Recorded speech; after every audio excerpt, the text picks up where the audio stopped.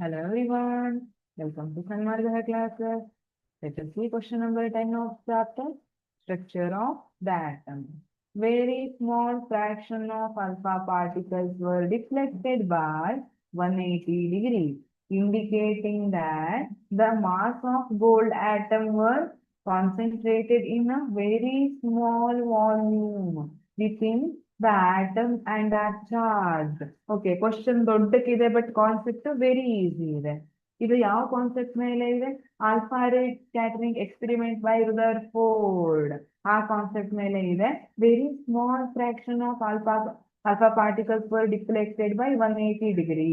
ಅಂದ್ರೆ ಇಲ್ಲಿ ಆಟಮ್ ಇದೆ ಅಂತ ಇಟ್ಕೊಳ್ರಿ, ಅಥವಾ ಇಲ್ಲಿ ಗೋಲ್ಡ್ ಫಾಯಿಲ್ ಇದೆ. ಆಟಮ್ ಗಿಂತ ನಾವು ಗೋಲ್ಡ್ ಫಾಯಿಲ್ ಮಾಡೋಣ. ಈಗ ಒಂದ್ ರೇ ಹೀಗ್ ಹೋಯ್ತು, ವಾಪಸ್ 180 ಡಿಗ್ರಿಯಲ್ಲಿ ಅದು ರಿಟರ್ನ್ ಆಯ್ತು, ಡಿಫ್ಲೆಕ್ಟೆಡ್ ಬೈ 180 ಡಿಗ್ರಿ. ಹಾಗಿದ್ರೆ very small amount of particles, ಬಹಳ ಕಡಿಮೆ ಪಾರ್ಟಿಕಲ್ಸ್ ಮಾತ್ರ ಈ ತರ 180 ಡಿಗ್ರಿಯಲ್ಲಿ ಡಿಫ್ಲೆಕ್ಟ್ ಆಗಿದ್ವು. ಇದು ಏನನ್ನ ಇಂಡಿಕೇಟ್ ಮಾಡುತ್ತೆ? The mass of gold atom were concentrated in a very small volume.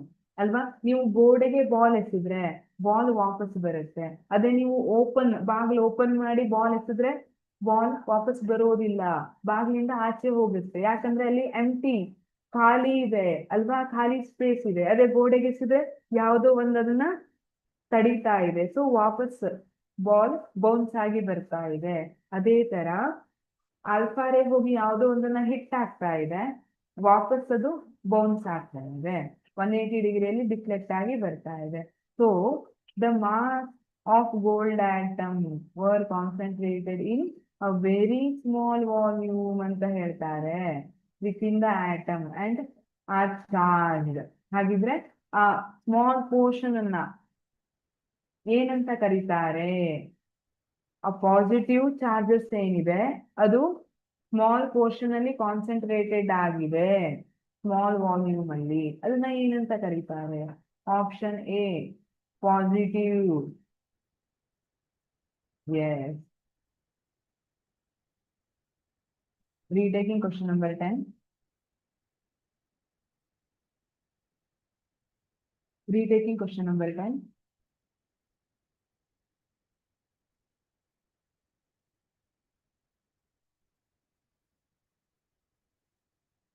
Hello everyone, welcome to Sanmarga classes.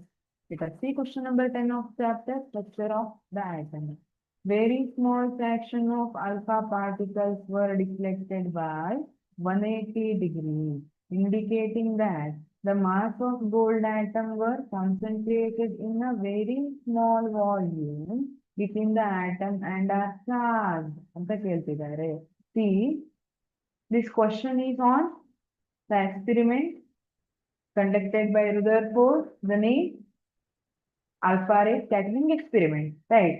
Alpha ray scattering experiment ಅಲ್ಲಿ ಏನ್ ಮಾಡ್ತಾರೆ? Rutherford passed some alpha rays to gold foil, and he observed that only small number of alpha particles, a small fraction of alpha particles were deflected by 180 degree. ಹೀಗೆ ಹೋಗಿ ಹಿಟ್ಟಾಗಿ ವಾಪಸ್ ಇದೇ direction ಅಲ್ಲಿ ಬರ್ತಿದ್ವು, 180 ಡಿಗ್ರಿಯಲ್ಲಿ ಡಿಫ್ಲೆಕ್ಟ್ ಆಗ್ತಿದ್ವು.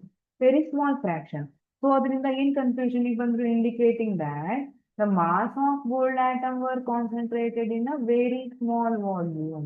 So ಏನ್ confusion ಬಂದ್ರು? ಮಾಸ್ ಏನಿದೆ ಗೋಲ್ಡ್ ಆಟಮ್ ಅದು ವೆರಿ ಸ್ಮಾಲ್ ವಾಲ್ಯೂಮ್ ಅಲ್ಲಿ ಕಾನ್ಸಂಟ್ರೇಟೆಡ್ ಆಗಿದೆ ಆಟಮ್ ಅಲ್ಲಿ, ಮತ್ತೆ ಅದಕ್ಕೆ ಒಂದು ಚಾರ್ಜ್ ಇದೆ ಅಂತ ಹೇಳಿದ್ರು. ಆ ಚಾರ್ಜ್ ಯಾವುದು? ಸಿ, ಅವ್ರು ಹೇಳ್ತಾ ಇರೋದು ಯಾವ್ದ್ರ ಬಗ್ಗೆ? ನ್ಯೂಕ್ಲಿಯಸ್ ಬಗ್ಗೆ. ನ್ಯೂಕ್ಲಿಯಸ್ ಅಲ್ಲಿ ಯಾವ ಚಾರ್ಜ್ ಇರುತ್ತೆ? Yes, very good. Option A positive is right. ಇನ್ನೂ ಒಂದು ಕಾನ್ಸೆಪ್ಟ್ ಹೇಳೋಣ. See, alpha rays are positively charged rays. Alpha rays ಏನಿದೆ ಪಾಸಿಟಿವ್ ಚಾರ್ಜ್ ಇರುತ್ತೆ. ಸೊ ಪಾಸಿಟಿವ್ ಚಾರ್ಜ್ ವಾಪಸ್ ಬರಬೇಕು, ಡಿಕ್ಕಿ ಹೊಡೆದು ಅಂದ್ರೆ ನೆಗೆಟಿವ್ ಚಾರ್ಜ್ ಇದ್ರೆ ನಡೆಯುತ್ತಾ? ಇಲ್ಲ, it should be positive charge only. So ಆ ನ್ಯೂಕ್ಲಿಯಸ್ ಏನಿದೆ ಅಥವಾ ಆ ಕಾನ್ಸಂಟ್ರೇಟೆಡ್ ವೆರಿ ಸ್ಮಾಲ್ ವಾಲ್ಯೂಮ್ ಏನಿದೆ ಅದಕ್ಕೆ ಚಾರ್ಜ್ ಯಾವ್ದು ಇರ್ಬೇಕಾಯ್ತು? ಪಾಸಿಟಿವ್ ಇರ್ಬೇಕಾಗಿತ್ತು.